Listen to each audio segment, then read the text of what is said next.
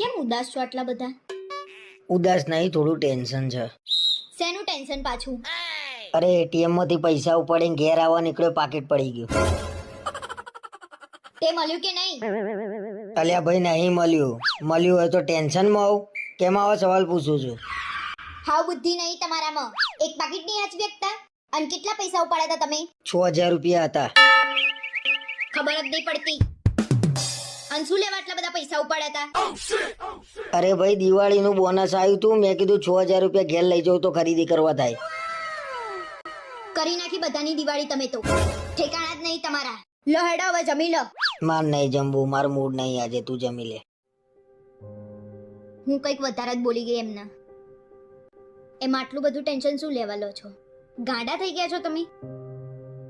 6000 રૂપિયા હતા.